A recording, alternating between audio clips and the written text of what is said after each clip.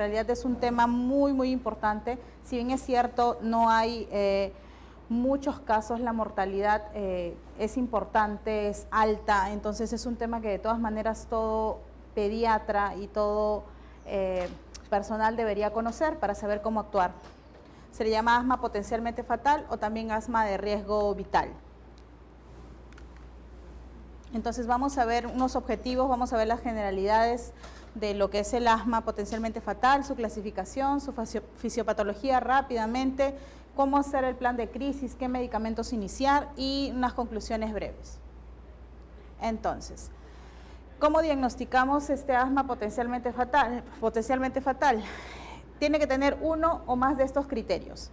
Básicamente tiene que haber una historia de que hubo en algún momento una intubación orotraqueal, o sea que el paciente fue intubado, es muy importante. Que el paciente tenga o haya tenido acidosis respiratoria, o sea, un pH menos de 7.35, o haya tenido falla respiratoria por asma.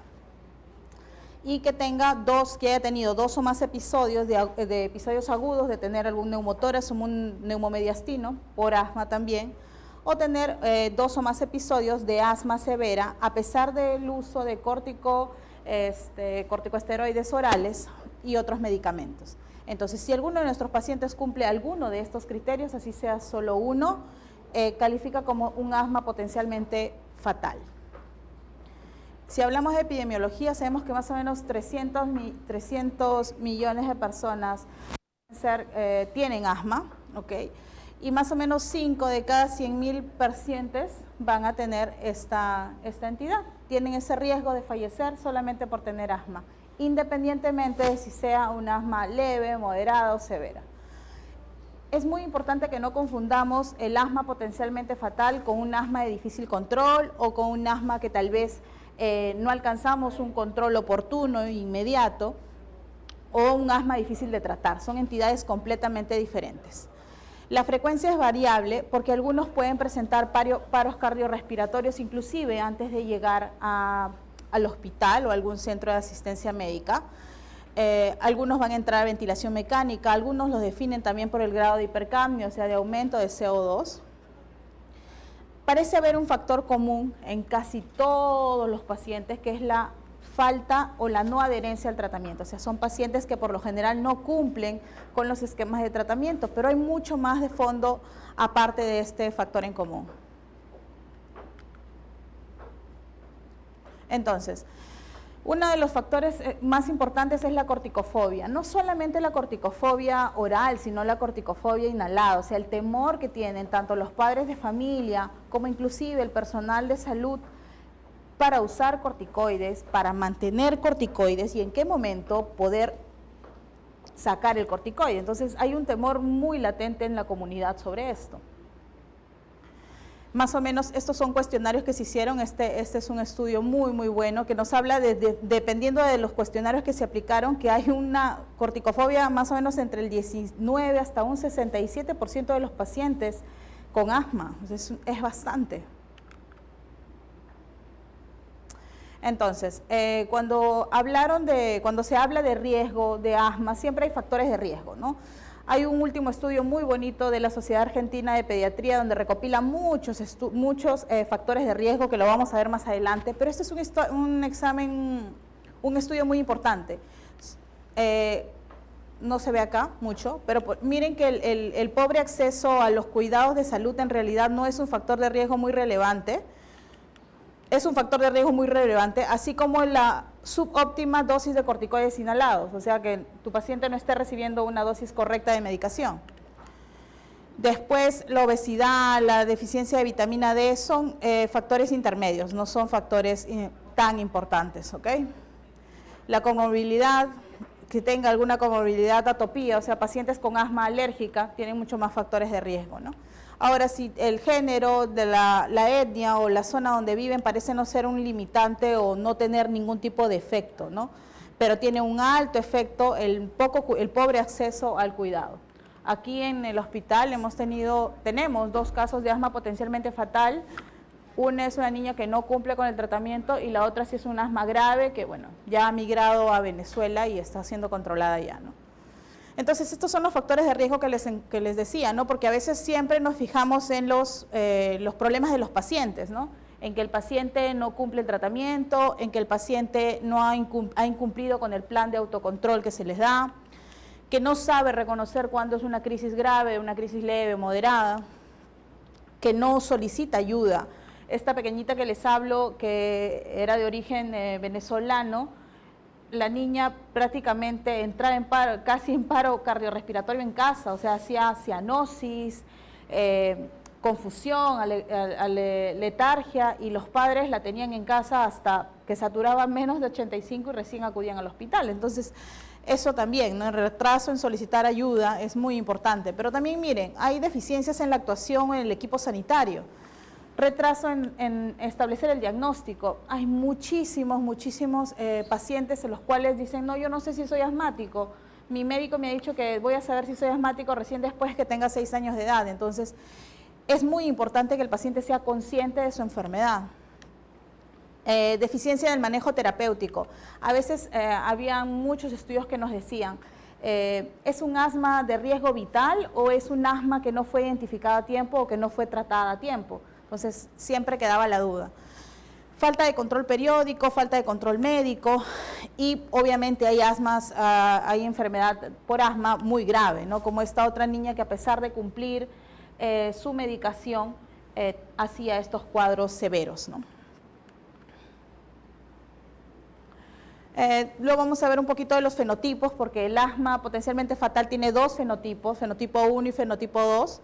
Vamos a ver la presentación, algunos efectos en la fisiopatología y la respuesta al manejo.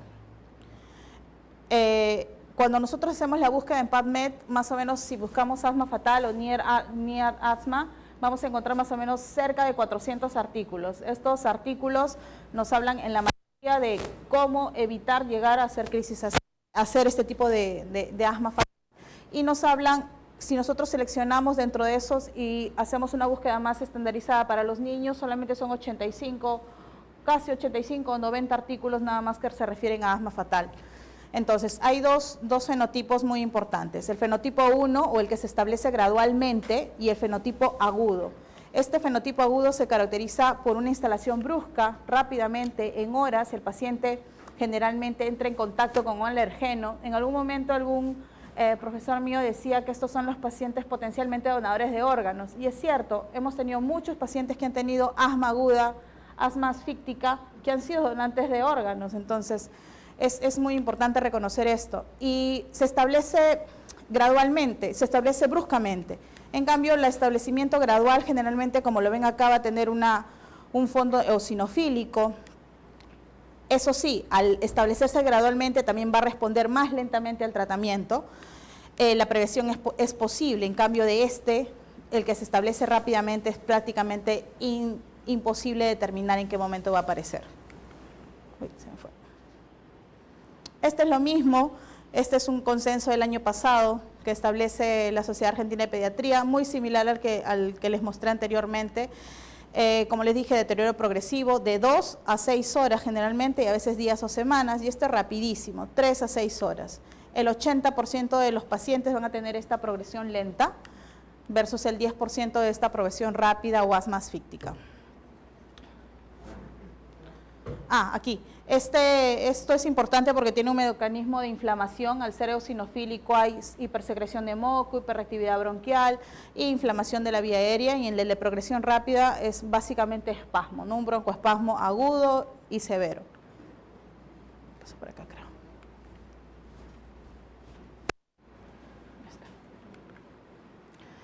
Este es un epitelio respiratorio normal. Y este es un epitelio respiratorio de un post-mortem de un paciente con un asma fatal, ¿no? En este caso ya fatal. Aquí cuando vemos el tejido, vemos infiltración neutrofílica, metaplasia, una alteración por completo de la estructura normal del epitelio respiratorio, edema bronquial y unas múltiples celularidad, tanto de linfocitos como neutrófilos y eosinófilos, ya cuando se desvirtúa por completo la arquitectura pulmonar. Ahora, siempre nos preguntaremos, ¿solamente son los que tienen pobre control? O sea, ¿solamente son aquellos pacientes que se olvidan de usar el inhalador, Generalmente ya se ha llegado a un consenso de que no, hay mucho más trasfondo, hay pacientes que lamentablemente no van a llegar a un control óptimo de su asma a pesar de todas las medidas que se están promoviendo, de que se están dando. Generalmente el asma severo influye tanto el asma eosinofílica, neutrofílica, tenemos mucho que ver con la obesidad, generalmente ya en pacientes más adolescentes, entonces va más allá del pobre control. Entonces los ataques de asma ¿es un mito que solamente es el pobre control? Sí, ¿no? Hay muchos pacientes que a pesar de que son bien controlados, pueden tener asma potencialmente fatal. Y acá los dice justo la RC responde en un Twitter a una publicación en septiembre de hace un par de años. Es más frecuente en ellos, pero no solamente es exclusivo de los que se controlan mal. Esto es muy importante y les debe haber pasado. Si han tenido pacientes que son chicos, pediátricos, pueden estar corriendo por toda la sala y uno los examina y tienen dificultad respiratoria, o sea, ni siquiera ellos se dan cuenta de que les falta el aire, se les escucha sibilantes, inspiratorios, expiratorios, tienen tirajes y el paciente está normal. Y esto es porque ellos tienen una percepción diferente de la disnea. Fisiopatológicamente tienen una alteración en la ventilación, tienen una alteración en la limitación del aire de forma funcional. Sus resistencias aéreas son muy diferentes. Igualmente la elasticidad pulmonar, entonces responden de diferentes formas. Es por ello que muchas veces los papás inclusive no te pueden creer que su pequeño está con la crisis asmática porque el paciente está completamente caminando o corriendo por la sala, hasta que llegan a unos estados muy avanzados. Esta diferencia, esta dificultad en la percepción de síntomas hacen que los pacientes pediátricos o adolescentes sean más susceptibles a tener asma potencialmente fatal. Reconocimiento. Es muy importante saber que tiene que ser inmediato el reconocimiento, parte de todo el personal de salud, de los residentes, de los médicos que están encargados, de parte del personal de enfermería. No retrasar el inicio de terapia. Muchas veces inclusive se habla de usar inhalador o máscara con inhalador versus estar nebulizaciones, entonces eso lo vamos a ver un poquito más adelante, pero me refiero que se debe tomar medidas apenas se entra en contacto con el paciente, se le ausculta rápidamente, se le hace su triaje y rápidamente se inicia tratamiento. Hay que hacer una anamnesis dirigida, no hay que divagar mucho. Estos pacientes de frente te van a decir, ¿sabe qué? Yo soy asmático. Y si es un paciente que debuta con un estado de esto, generalmente va a venir con una sensación de dificultad, sensación de opresión torácica, malestar general, a veces un poco de incoherencias en el habla o hablas más pausadas, ¿no? Y necesita un monitoreo continuo y dinámico. Esto es otra cosa. Muchas veces a los pacientes se les ve, se les diagnostica, bueno, su crisis de asma moderada, severa, y se les deja ahí y no viene hasta el otro grupo de guardia que se evalúa al paciente. Entonces, esto requiere un monitoreo continuo. Si no lo hay, estamos cometiendo un grave error. 4% de estos pacientes fallecen. Entonces, desde hace bastante tiempo, desde 2004, se dijo, crisis asmáticas van a tener dos evoluciones, como les mencioné, dependiendo si es tipo 1 o tipo 2. Evolución rápida y evolución lenta. Evolución rápida, hay que resolverla rápida, si no, ambos van a terminar en un asma fatal, dependiendo de lo que nosotros hagamos para tratar de evitarlo. Entonces, esto es muy importante porque la fatiga de los músculos respiratorios, la hipoxia tisular, el choque que va a haber, va a hacer que se acumule ácido láctico. Esto va a generar un aumento de la frecuencia respiratoria, un empeoramiento del atrapamiento aéreo, lo que va a dificultar el retorno venoso, va a aumentar las presiones intratorácicas, lo que al final va a llevar a un colapso cardiovascular y a una poca respuesta de los broncodilatadores. Son estos pacientes que llegan, que les ponen su salbutamol y no mejoran. Es por esta es la causa. Ya hay mucha resistencia en las vías aéreas. Este es uno de los estudios más grandes que involucraron a 8 unidades de cuidados intensivos críticos, que se dio entre el 2005 y el 2009. Hubieron en total un total de 261 niños con asma fatal o casi fatal. 33 no tenían historia previa de asma, o sea, un 13% no sabían que tenían asma y debutaron. Generalmente este grupo corresponde a los niños mayores de 5 o 6 años de edad. 218 sobrevivieron, un 84% sobrevivieron sin ninguna complicación, 12%, 32% con complicaciones, 11 niños, o sea un 4% que está dentro de las estadísticas, fallecieron y 10 hicieron paro cardíaco antes de la admisión. Son aquellos que fallecen antes de siquiera entrar en contacto con algún personal de salud. Esto es de 2012. Entonces, tratamiento, que es lo que generalmente ahorita hay mucha más variación en cuanto a la diferencia de hace un par de años. ¿Qué tenemos que evitar? Hipoxemia. Cuando un pequeño está en crisis, tenemos que evitar la hipoxemia, porque la hipoxemia nos lleva a la hipercapnia, acidosis láctica, la acidosis láctica, hiperinsuflación, a disminución de retorno venoso y esto a su vez disminución del gasto cardíaco, lo que va a conllevar en un paro cardiorrespiratorio. Entonces, ¿de qué va a depender el desenlace? De lo que nosotros hagamos o cómo intervengamos para que el paciente no fallezca. Esto, que lo hemos visto bastante, tiene su base en un artículo del año pasado, se volvió los gráficos, donde nosotros vemos la vía aérea normal, la vía aérea del paciente asmático, o sea, el paciente que siempre está con la hiperreactividad bronquial, siempre tiene el bronquio inflamado, pero no hay hipersecreción bronquial, o sea, no hay moco. Lo que sí pasa durante el ataque de asma, ¿no? Que ya también los niveles de inflamación se fueron a límites, hay un exceso de moco y hay una severa inflamación de toda la vía aérea. Entonces, Gina dice, básicamente, dividir asma leve o moderada, asma severa o asma que amenaza la vida o asma potencialmente fatal. Entonces, lo único que acá tenemos que ver es que tenemos que tener un inicio oportuno del manejo. De eso depende todo. Tiene asma severa, considerar el ingreso a la UCI.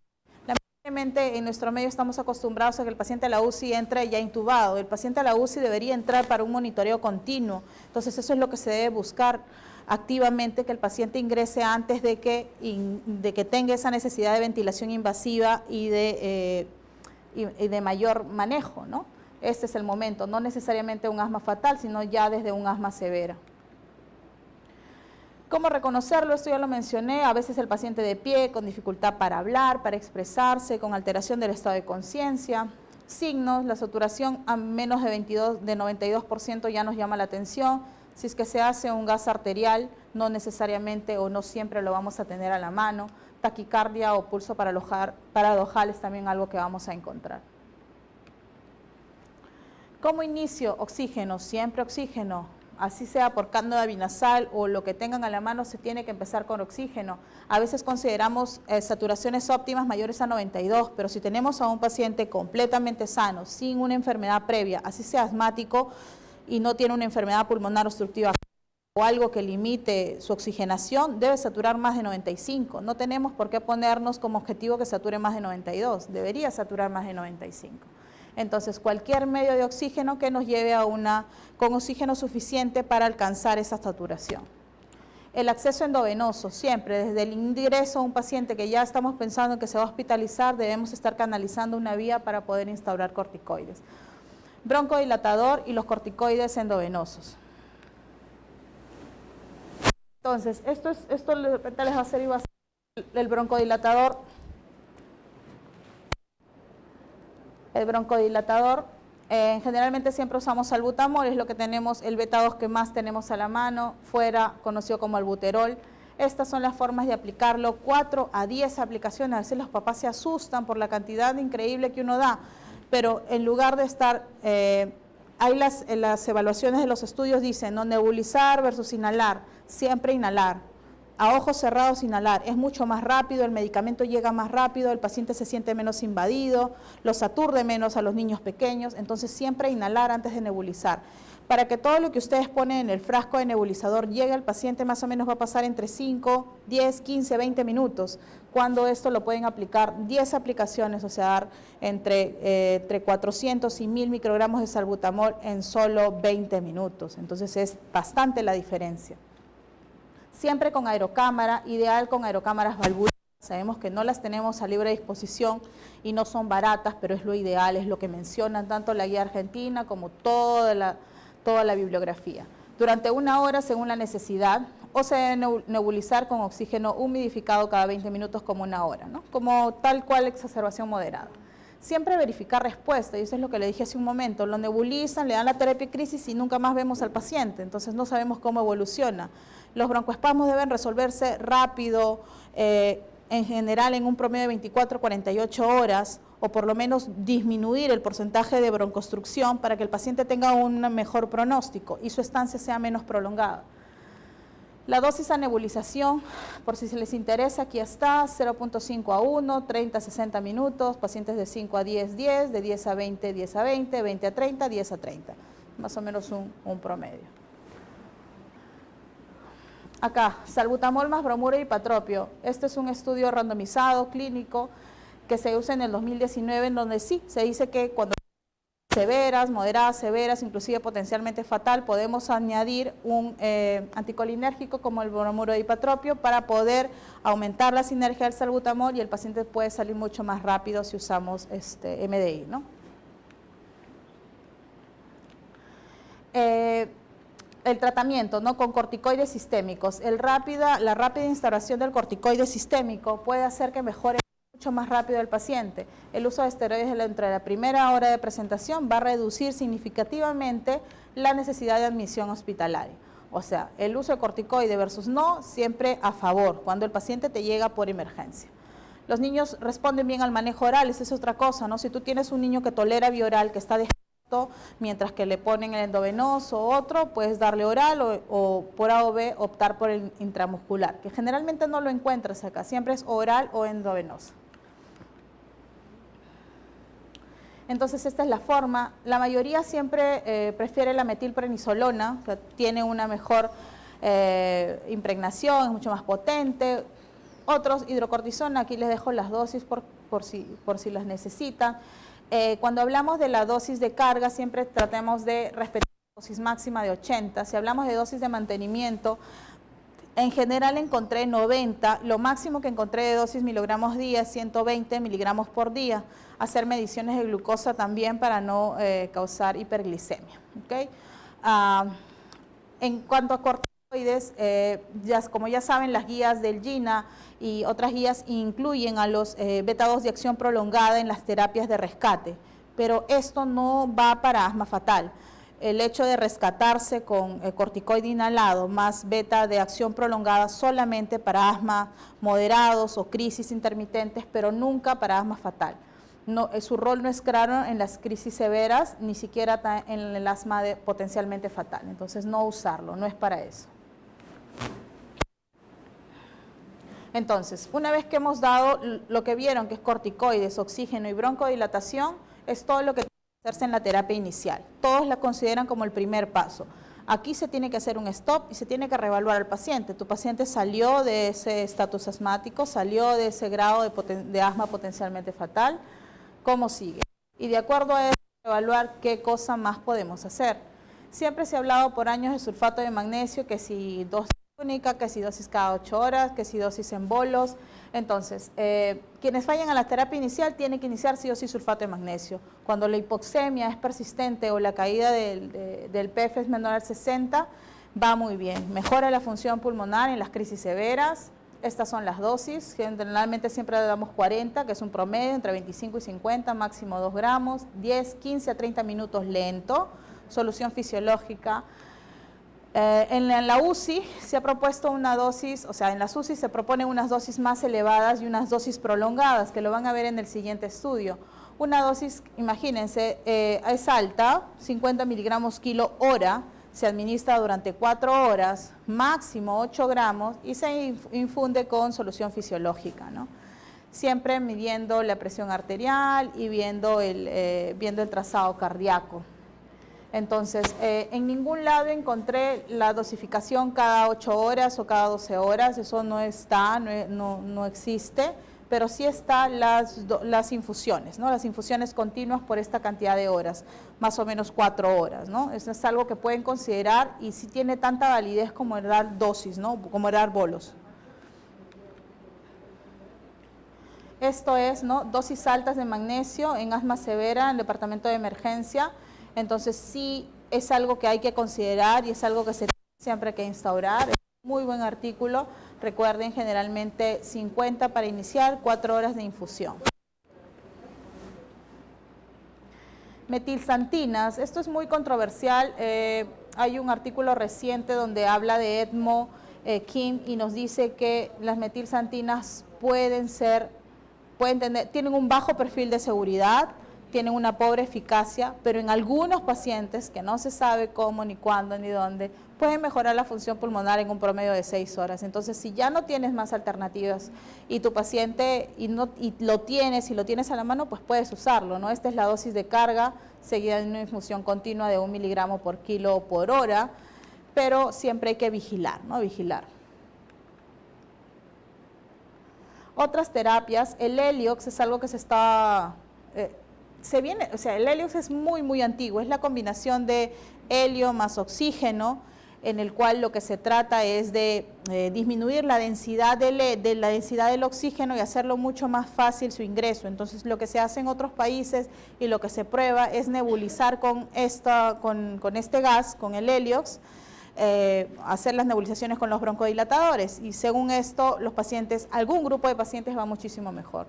Antileucotrienos como Montelukast no hay evidencia, antibioticoterapia de rutina no hay evidencia. Entonces esto, ¿no? Miren, el Heliox se empieza a usar desde muchos, muchos años atrás. Es el último estudio randomizado, es del 2021, del Journal Intensive Care of Medicine. Entonces se viene usando, pero cada vez se va usando menos. Pero en realidad tenemos otras alternativas antes de llegar a helio. En hospitales pediátricos, 42 se prescribió helio, pero ha ido bajando en la última década, ¿no? No es algo que usemos, pero si se tiene a la mano, aquí no he visto en algún lugar que se proporcione en los 3 hospitales nacionales donde he trabajado. ¿Intubamos o no? Esa siempre es la pregunta. Va a depender mucho de tu evaluación, es un momento muy crítico, tiene que ser en una situación controlada, o sea, no puedes intubar si no tienes un ventilador a la mano, no puedes intubar si no tienes un personal el cual lo va a vigilar, a monitorizar. Entonces tiene que ser con monitoreo estricto de la UCI pediátrica, ¿no? Lo ideal es que sea indicado solo en paro cardiorrespiratorio, porque antes tenemos otras alternativas. Entonces tenemos la ventilación no invasiva, ahora está mucho en boga. Este es un estudio más latinoamericano en Brasil. Es una forma muy buena de que el paciente evite llegar a la ventilación mecánica. El oxígeno por cánula lo que hace es disminuye las resistencias de vías aéreas. Al darle el PIP a tu paciente va a disminuir las resistencias de vías aéreas inferiores, y eso va a generar un mejor retorno venoso, va a disminuir el riesgo de tu paciente que entre en parada cardíaca. Entonces es una muy buena alternativa para que el paciente evite llegar a ventilación mecánica. Ahora, ECMO. ECMO es algo que se está usando en asma fatal en otros países como soporte respiratorio, cuando tenemos hipoxemias muy persistentes y los pacientes, un gran porcentaje de estos pacientes, 86 a 92% de los pacientes que han entrado a ECMO con pacientes con asma, todos han mejorado.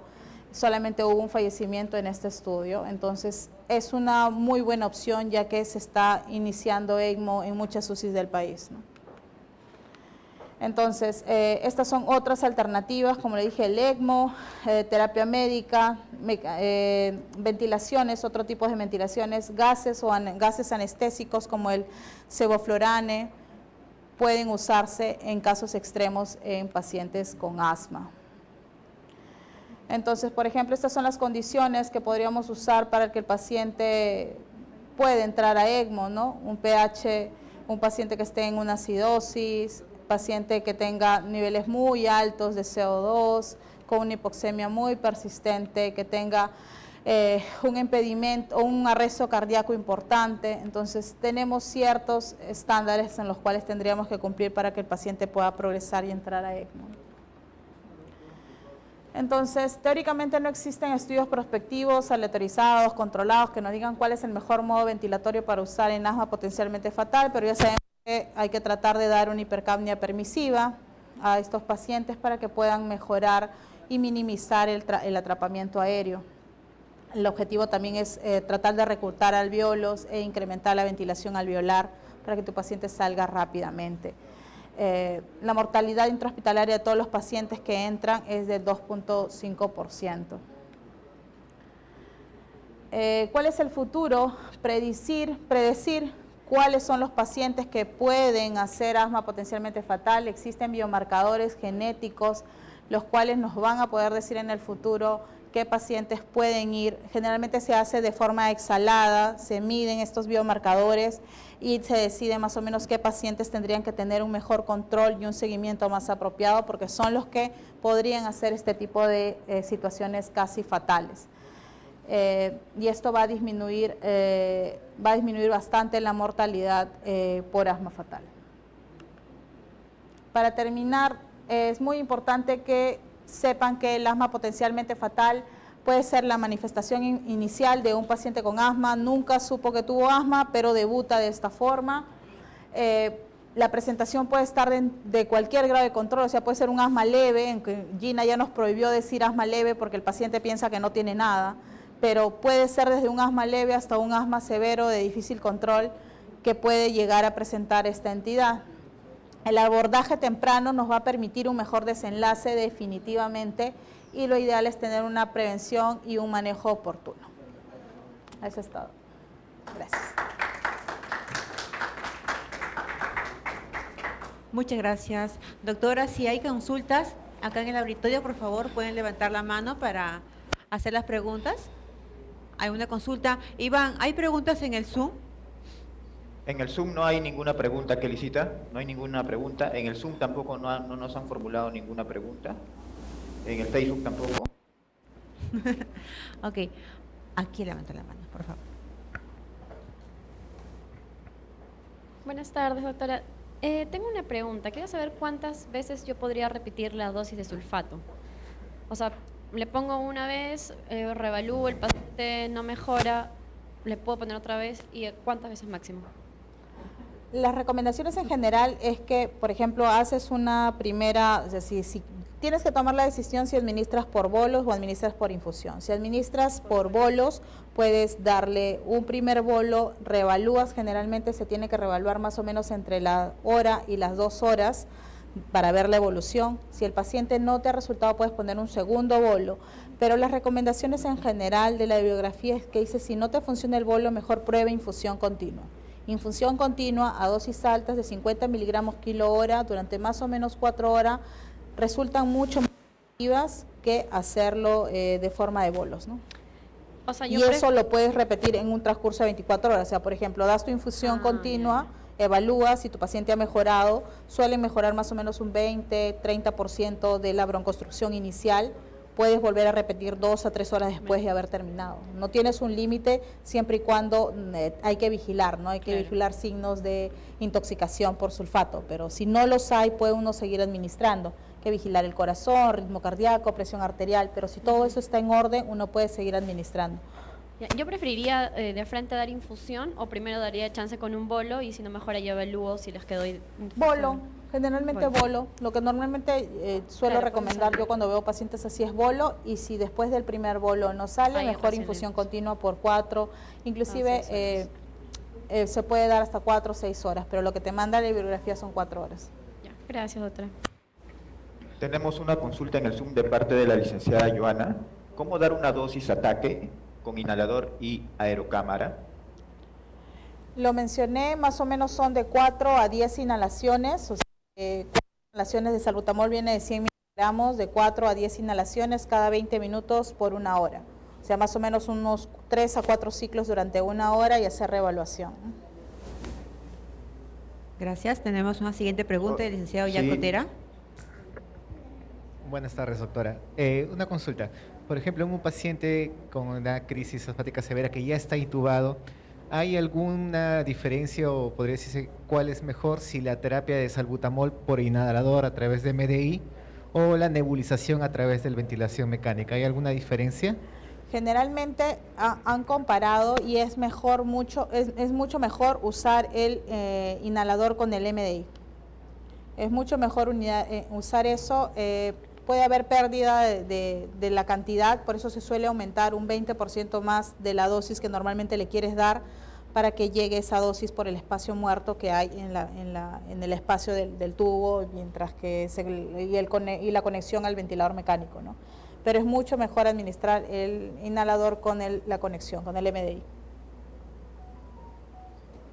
Licenciada, tenemos otra consulta de parte de la licenciada Elizabeth. Buenas tardes. ¿Qué tanto efectiva o aprobada es la nebulización con corticoide, dexametasona y o antibiótico? ¿Hay evidencia científica de esos casos? Que usemos la dexametasona para nebulizar, no. No hay evidencia de que se deba usar el corticoide nebulizado. Inclusive, lo que sí, por ejemplo, hay que a algunas personas se les ha ocurrido es, por ejemplo, el mismo sulfato que se administra endovenoso, nebulizarlo. Eso no hay evidencia, es un no rotundo de la comunidad científica, porque algunas veces he visto que intentan nebulizar con el sulfato al paciente cuando la administración es endovenosa, pero el corticoide no se recomienda que sea nebulizado, se recomienda que sea inhalado, básicamente inhalado. Uno de parte de la licenciada María. Ante la duda de ventilación mecánica, ¿se puede usar la cánula binasal como CPAP? Sí, se podría usar. El CPAP, en este caso sería un BiPAP. El BiPAP igual nos va a generar cierto beneficio porque igual nos está dando un PIP, igual nos está aperturando los alvéolos, nos está ayudando a reclutar.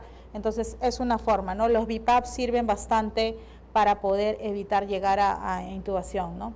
Lo que obviamente siempre vamos a preferir es una cánula de alto flujo porque hay un bastante déficit de oxígeno en estos pacientes, o sea, el oxígeno entra con facilidad pero no se distribuye adecuadamente y no se puede eliminar, entonces ahí entra un papel muy importante de la cánula de alto flujo y en caso no se pueda, el BiPAP, van bien también los pacientes. Es muy importante saber a qué paciente le coloquemos también, no es lo mismo un paciente que esté, como dice la licenciada, ya en cuidados intensivos, que ya esté sedado, que ya lo estamos apoyando más, que un paciente que recién está llegando y que de repente tiene mucha dificultad respiratoria, que sabemos que está desesperado con mucha hambre de oxígeno y le vamos a poner de repente solamente un BiPAP o una cánula de bajo flujo, el paciente va a entrar en un hambre de aire desesperado, va a movilizar, va a generar mucho más CO2, va a tener mucho más uso de su musculatura accesoria, entonces va a fracasar, ¿no? Entonces hay que elegir muy bien al paciente que vamos a poner en cánula de alto flujo, porque tiene que ser un paciente que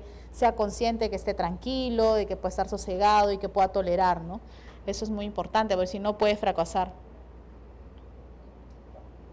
Muchas gracias. Bien, ya no hay ninguna pregunta ya en el Zoom. Ok, muchas gracias, Iván. Vamos con la última pregunta.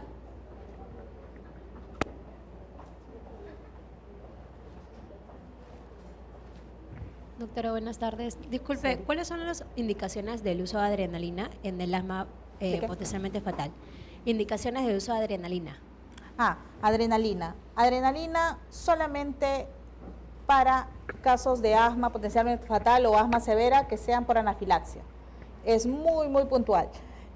A veces dicen que adrenalina nebulizada, que adrenalina intramuscular, pero no. O sea, básicamente la adrenalina hay que dejarla cuando los pacientes llegan porque pues han tenido una reacción anafiláctica severa, en ese caso que hay broncoconstricción por esta anafilaxia, solamente en ese caso puntual.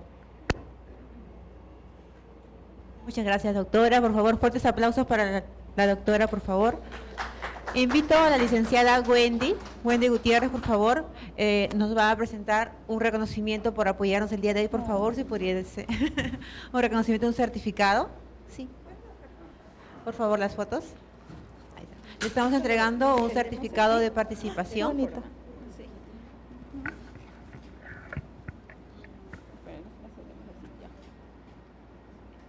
Y también le estamos entregando, por favor, en la bolsita una sorpresa.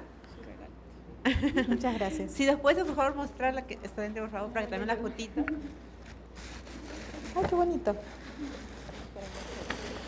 Ahí se me cae.